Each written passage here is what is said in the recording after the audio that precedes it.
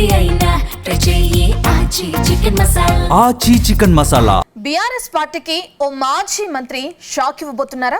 ఆ మాజీ మంత్రి చూపు ఇప్పుడు కాషాయ పార్టీ వైపు మళ్ళిందా? తాజాగా ఆ నేత కుటుంబంతో కలిసి ప్రధాని మోదీని కలిసి పార్టీ మార్పు అంశంపై చర్చలు జరిపారా? ప్రధాని గ్రీన్ సిగ్నల్ ఇస్తే వెంటనే పార్టీ మారేందుకు సిద్ధమని చెప్పేశారా? ఇంతకీ ఆయన అధికార పార్టీని వదిలేసి కమలం పార్టీలో చేరేందుకు ఎందుకు ఆసక్తి చూపిస్తున్నారు? దీని వెనుకున్న అసలు కథేంటి?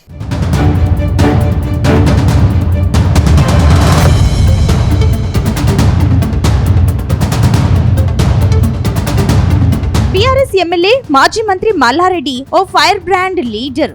పాలమ్మినా పూలమ్మినా అంటూ ఆయన చెప్పే డైలాగులు అందరికీ తెలుసు. ఇప్పుడు ఆయన పార్టీ మారేందుకు సిద్ధమైనట్టు తెలుస్తోంది. తాజాగా ఎమ్మెల్యే మల్లారెడ్డి ప్రధాని నరేంద్ర మోదీతో భేటీ అయ్యారని ప్రచారం సాగుతోంది. ఆయన పార్టీ మారేందుకు ఢిల్లీకి వెళ్లి ప్రధానిని కలిశారని అంటున్నారు. అంతేకాదు, ఈ భేటీకి తమ కోడలు ప్రీతిరెడ్డిని వెంట తీసుకువెళ్లడం హాట్ టాపిక్ గా మారింది. సాధారణంగా రాజకీయ నాయకులు తమ వారసులను జాతీయ స్థాయి నేతలకు పరిచయం చేస్తున్నారంటే అది భవిష్యత్తు ప్రాతినిధ్యానికి పునాది అని అర్థం. గత కొంతకాలంగా ప్రీతిరెడ్డి ప్రత్యక్ష రాజకీయాల్లోకి రావాలని ఆకాంక్షిస్తున్నారు. ముఖ్యంగా పార్లమెంటు ఎన్నికల్లో పోటీ చేయాలనే తన కోరికను ఆమె గతంలోనే బహిరంగంగా పరిచారు.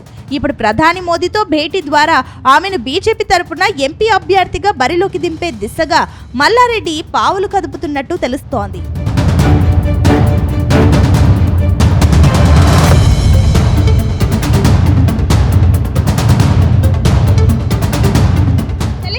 ప్రభుత్వం మారాక మాజీ మంత్రి మల్లారెడ్డి వ్యవహారం హాట్ టాపిక్ గా మారింది. ప్రభుత్వం మారగానే కాంగ్రెస్ పార్టీలో చేరేందుకు మల్లారెడ్డి ఆసక్తి చూపారు. కానీ సీఎం రేవంత్ రెడ్డి మల్లారెడ్డిని పార్టీలో చేర్చుకునేందుకు ఆసక్తి చూపలేదు. అంతేకాదు, మల్లారెడ్డి అక్రమ కట్టడాలను కూల్చివేయాలంటూ ఆదేశాలిచ్చారు. దాంతో మల్లారెడ్డి బీజేపీలో చేరేందుకు ఆసక్తి చూపారు. అప్పట్లో మల్లారెడ్డిని చేర్చుకునేందుకు బీజేపీ కూడా ససేమిరా అనడంతో బీఆర్ఎస్ పార్టీలోనే కంటిన్యూ అవుతున్నారు. కానీ ఇప్పుడే మల్లారెడ్డి అసలైన రాజకీయం చేశారు. తన కోడలు ప్రీతిరెడ్డిని రంగంలోకి దింపారు. బీజేపీకి మద్దతుగా డాక్టర్ ప్రీతిరెడ్డి పెడుతున్న పోస్టులు, కమెంట్స్ తో ఆమె బీజేపీలో చేరడం ఖాయమని తేలిపోయింది. మరోవైపు తెలంగాణలో పాగా వేయాలని చూస్తున్న భారతీయ జనతా పార్టీకి మల్లారెడ్డి వంటి మాస్ ఇమేజ్ ఉన్న నేతలు అవసరం. ఆర్థిక వనరులు, విద్యా సంస్థల నెట్వర్క్ ఉన్న మల్లారెడ్డి కుటుంబం బీజేపీలోకి వస్తే అది పార్టీకి అదనపు బలాన్ని ఇస్తుంది. బండి సంజయ్తో ప్రీతిరెడ్డి గతంలో జరిపిన భేటీని, ఇప్పటి మోదీ భేటీని కలిపి చూస్తే మల్లారెడ్డి కుటుంబం కమల తీర్థం పుచ్చుకోవడానికి ముహూర్తం ఖారారైనట్లే కనిపిస్తోంది.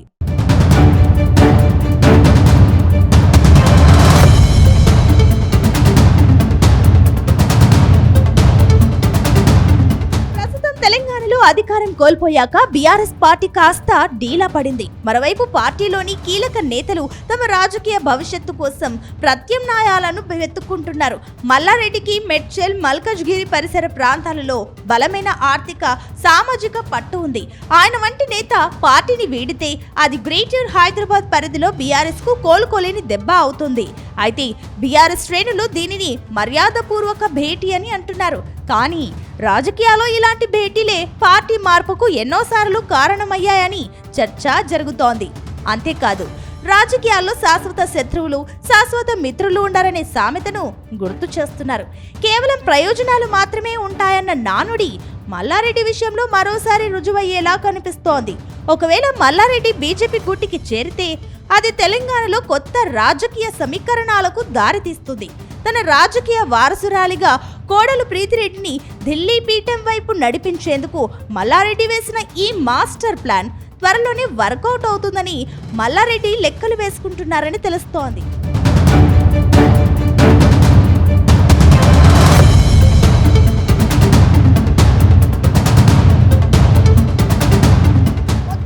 మాజీ మంత్రి మల్లారెడ్డి వచ్చే ఎన్నికల్లో కీలకంగా మారే ప్లాన్ చేస్తున్నారు. తన కుటుంబంలో 3 ఎమ్మెల్యే, ఎంపీ సీట్లు తెచ్చుకునే పనిలో ఉన్నారట.